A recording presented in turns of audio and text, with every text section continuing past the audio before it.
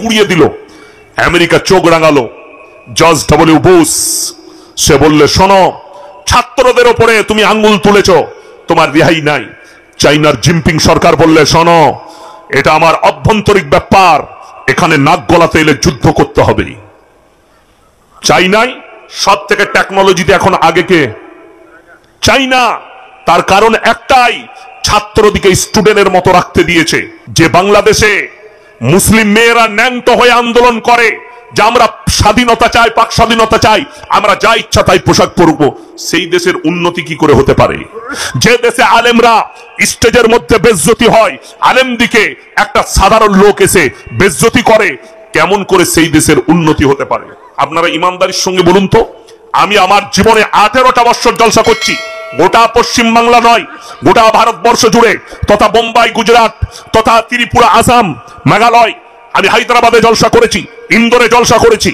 ইন্দোরে যখন জলসা করতে গেছি আমি প্রথমবার, তখন আমার নামে থানায় অভিযোগ হয়েছে, এই বক্তা ওহাবি বক্তা, এই বক্তা বাংলাদেশি বক্তা।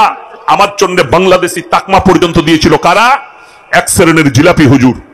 এই মালকে ইন্দোরের মাটিতে জলসা করতে দেওয়া যাবে না। তারপরে আমি যখন পৌঁছালাম এয়ারপোর্ট থেকে নেমে, বিশ্বাস করুন আমি এত খুশি হয়েছি। সেখানে আমার আধার কার্ড আমি হোয়াটসঅ্যাপে করেছিলাম। তারা দেখার পরে সেখানকার এসপি সাহেব তিনি অর্ডার দিয়েছিলেন জলসা হবে, আমার প্রশাসন দাঁড়িয়ে থাকবে। বিশ্বাস করুন আমি যখন জলসা করলাম 3 ঘন্টা 2.5 ঘন্টা বয়ান করেছি। বয়ান করার পরে টাইম শেষ, যতটা পাস ছিল ততক্ষণ পর্যন্ত। কিন্তু খোদ যে অফিসার দাঁড়িয়ে ছিল সে বললে, স্যার हमको बहुत अच्छा लग रहा है और 10 मिनट बोल दीजिए। জোরে বলুন না সুবহানাল্লাহ। আমি আরো 10 মিনিট বললাম, কিন্তু আপনার বয়ানে বাধা দিই, আমি আমার ইচ্ছা মতো কোরআন হাদিসের কথা বলবো। তাতে রাজনীতির ভেতরে ঢুকতে হলেও আজকে অনেক মানুষ মনে করে আপনারা মৌলী সাহেব মানুষ, এটা জলসা কোরআন হাদিসের স্টেজ, আপনারা কেন রাজনীতির কথা বলবেন? আমি তোমাকে জিজ্ঞেস করতে চাই, যদি এই স্টেজে রাজনীতির কথা মানুষকে না বুঝাতে পারি, তাহলে একজন রাজনীতিবিদ ইসলামকে নিয়ে কি করে চিনিমিনি খেলতে পারে? ইসলামের বিরুদ্ধে কি করে বলতে পারে? একটা রাজনীতির মঞ্চ থেকে ইসলামকে কি করে টার্গেট করতে পারে? এখনো পর্যন্ত একটাও আন্দোলন হয়নি। তন্ময় ভট্টাচার্য সিপিএম এর একজন নেতা, সে নবীজিকে বলেছেন সে এক হাতে তলোয়ার, সে যোদ্ধা ছিল, সে কোনো ইসলাম প্রচারক ছিল না। এখনো পর্যন্ত কোনো মৌলবি আন্দোলন করেনি। যদি কেউ আন্দোলন করেছে এই জলসার স্টেজ থেকে ফেসবুক আর ইউটিউবের মাধ্যমে এই বাপের বেটা ইয়াসিন করেছে। আমি তাকে গালি দিয়েছি, আমি তাকে বলেছি বাপের বেটা হলে আমার সঙ্গে বসো, যদি হারামের আউলাদ না হও একবার আমার সঙ্গে বসো। প্রতিনিয়ত নাজিয়া ইলাই খান বলে একটা মেয়ে ইসলামকে গালি দিচ্ছে, মৌলবিদিকে গালি দিচ্ছে। আর শফিকুল বলে আরামবাগে এক হারাম আউলাদ আছে, সে নিজেকে বলে মুসলিম কিন্তু একে মুসলমান বলা যাবে না। আমি তার কাছে টাইম চেয়েছিলাম, বাপের হিম্মত থাকলে আমার সঙ্গে 10 মিনিট বসো, যে কোনো জায়গায় বসবে, আমার 100টা ইউটিউবার থাকবে, তোমার যতগুলো দালাল মিডিয়া আছে ডাকবে, আমি 10 মিনিটের ভেতরে প্রুফ করাবো ওটা কাফের, ওটা মুশরিক, ওটা বেঈমান, এ মুসলমানই হতে পারে না। যারা আল্লাহর বিরুদ্ধে বলবে তার বিরুদ্ধে আমি বলবো না। বড় কষ্ট লাগে। নুসরাত জাহান বলে একজন এমপি ছিল, 2 বছর আগে दिल्ली गए एक मीडिया सामने बोले ये मौलवी लोगों को कुछ पता नहीं इस्लाम के बारे में। मेरा बाप हाजी साहब है, मेरा बाप भी नमाजी है, लेकिन मैंने बताया था सुन लो, अगर हिम्मत है तो हमसे बैठो। तुम सबसे बड़ा नालायक हो, तुम तो कहती हो कि मैं मुसलमान हूं। আমি বলেছিলাম তোমার যে বাচ্চাটা আছে তার বাপটাই ঠিক নাই, এটা আমি বলেছিলাম, বাপের বেটা। আমি ফির হাত বাবুকেও ছাড়িনি। যারা মনে করবেন আমার বয়ান শুনে এটা হয়তো একটা দলের চাটা পাঁচাটা গোলাম, তারা ভুল বলছেন না, বলেছেন আর তোমরা মুমিন ততক্ষণ হতে পারবে না যতক্ষণ পর্যন্ত তোমার পাশের গরিব তোমার কাছ থেকে সুরক্ষিত নয়। রাসূল বললেন তোমরা দেখো না তোমার বাড়ির পাশে কে বসবাস করছে, দলিত হোক, হিন্দু হোক, আদিবাসী হোক, খ্রিস্টান হোক, সে ক্ষুধার্ত হলে খাবার দাও, বস্ত্রহীন হলে বস্ত্র দাও, বিপদে পড়লে পাশে দাঁড়াও। তাদের মন্দিরে আরতি হবে, আপনার পাশে হিন্দু ভাই বাস করে, তার মন্দির আছে, মন্দিরে আজান, মন্দিরে আরতি হবে, মন্দিরে পুজো পাঠ চলবে, আপনার মসজিদে আজান হবে, মসজিদে নামাজ চলবে। এটাই হচ্ছে হিন্দুস্তানের সংস্কৃতি। আমরা পড়েছি ছোটবেলায়, আমাদের ছোট গায়ে ছোট ছোট ঘর থাকি, সেটা সবে মিলে নাই কেউ পর, পাড়া সকল ছেলে মোরা ভাই ভাই একসাথে খেলি আর পাঠশালায় যাই। বন্দে আলিমিয়া লেখা ছড়া, এই ছড়া যখন পড়তাম স্কুলে আর মনে মনে ভাবতাম, অনুভব করতাম পাড়া প্রতিবেশীতে আমি ইয়াসিন। আমাকে আপনারা মনে করছেন বর্ধমান থেকে প্রধান বক্তা এসছে, জেনে রেখে দিবেন আমিও একটা আপনাদের মতনই মানুষ, আমি কোনো স্ট্যান্ডার্ড লোক নয়। আপনাকে যেমন আল্লাহ সৃষ্টি করেছে আমাকেও সৃষ্টি করেছে, আমি কোনো মহৎ ব্যক্তি নয়। আমার জানেন ক্লাস ফ্রেন্ডের নাম কি? আমার বেস্ট ফ্রেন্ড ক্লাস ফ্রেন্ডের নাম হচ্ছে সুনীল দাস। ফুচকা বিক্রি করে আমার মাদ্রাসার সামনে।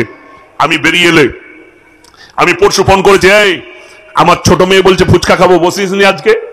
বললে হুজুর আজকে বসিনি, তবে প্রথম রমজান থেকে বসবো, মুখটা ছাড়াবো আপনাদের রোজাতে। কত বুঝতে পারেননি? কত ভক্তি, কত শ্রদ্ধা। যাদের মনে হচ্ছে সম্প্রীতি নষ্ট করছে, আপনি আমার এলাকায় আসুন, আপনি বুঝতে পারবেন। আমার গ্রামে 4,500 বসতি আছে। কত বললাম? সমস্ত মুসলিম বাড়ি, একটা অমুসলিম ভাই নেই। সেখানে একটা ঘর দেখাবো পালদের, কিদের বললাম? পালদের, কমল পালের বাড়ি, মিষ্টির দোকান। রমজান মাসে আমার গ্রামের ওই 4,500 বাড়ির মিষ্টিটা ওর দোকান থেকেই যায়। তার ভাগ্নে দোকান চালাচ্ছে, তার নাম বাপি। আমি যদি এক্ষুনি ফোন করি রাতের বেলা, এই মাদ্রাসায় 500 পিস রসগোল্লা পাঠা, পয়সার প্রয়োজন পড়বে না, হুজুর পাঠাচ্ছি। আমার মাদ্রাসার জলসা হয়, কি বলে জানেন? আমি বলেছি এই 500 পিস 1000 পিস রসগোল্লা লাগবে, সে বলে হুজুর আমি 200 পিস দেবো খাবার জন্য। তাকে বলি না। অথচ আমি ভিডিওতে দেখলাম একটা মুসলিম পাড়া, ওই ইলাহাবাদে একটা মুসলিম পাড়ায়, যেটাকে প্রয়াগরাজ বলা হচ্ছে, স্টেশনের নাম পাল্টানো হয়েছে, আগে ছিল ইলাহাবাদ, এখন হচ্ছে প্রয়াগরাজ।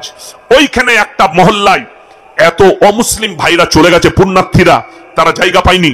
মুসলিমরা তাদের বাড়ি খুলে দিয়েছে, বাথরুম খুলে দিয়েছে, মসজিদ খুলে দিয়েছে, মাদ্রাসা খুলে দিয়েছে। এখানে আপনারা বাথরুম করুন, আরাম করুন। তাদের খাবারের ব্যবস্থা কেন? আপনি বিশ্বাস করবেন না, বিহার থেকে আজ থেকে 6 বছর আগেকার ঘটনা। আমার বাড়িটা হচ্ছে ন্যাশনাল হাইওয়ে NH2 এর উপরে, দিল্লি রোডের উপরে, কলকাতা টু দিল্লি রোড, তার উপরে আমার গ্রাম, দুদিকে গ্রাম, মধ্যখানে বাড়ি। তো একটা মোড়ের নাম আছে পারাজ মোড়। সেখানে তারকেশ্বরে শিবের মাথায় জল ঢালতে যাচ্ছিল এক বাস পুণ্যার্থী। রমজানের মাস ছিল আমার মনে আছে। বাস পাল্টি করেছে ঠিক রোজা খোলার আধ ঘন্টা আগে।